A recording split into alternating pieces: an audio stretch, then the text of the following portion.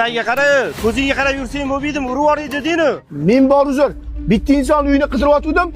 Hayol bilan ko'rmay qolma. Qidirayotgan odamning oti nima? Lutfulla degan bola aka. Mabodo tanimaysizmi? Hech qanaqa Lutfulla degan bolani tanimayman. Ko'zingga qarab yurgin, tushundingmi? Xo'p, aka.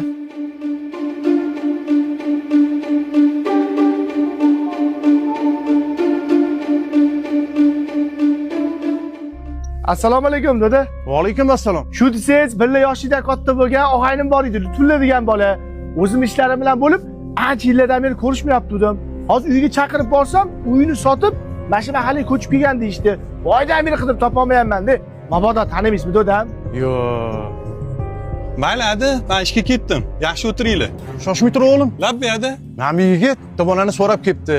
Shu mahallada turadi deyishgan ekan. Sen tanimaysan, mabodo? Qidirayotgan bolangiz oti nima? Lutfulla degan bola.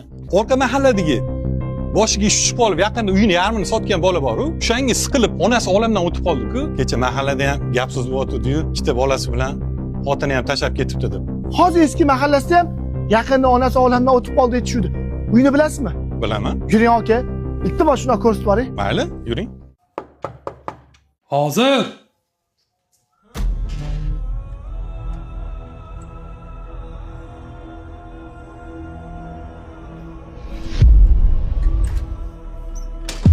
Men seni oldinga aybimni tan olib, boshimni yeb keldim. Yuzimga ishing yo'qmi, o'rtoq? Shunaqa turaveramizmi? Uyingga taklif qilmaysanmi?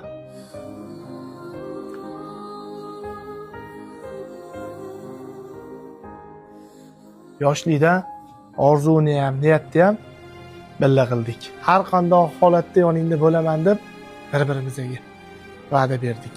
Lekin yoshimiz ozgina katta bo'lib, meni ishlarim yurishib, ozgina qo'lim 3-4 so'm pul ko'rib, senga yoshlikda bergan va'dalarimni unutib qo'ydim. Shuncha boshingga sinov kelibdi. O'rtoq, o'sha paytlar yoningda bo'la olmaganim uchun meni kechir. Bitta bag'rimga bosib, sog'inib ketdim seni. Do'stim.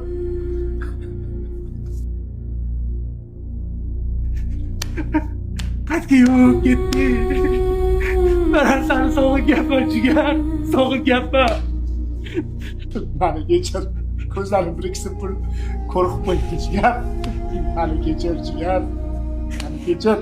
Xato qilsam mendan yuzing burma do'st.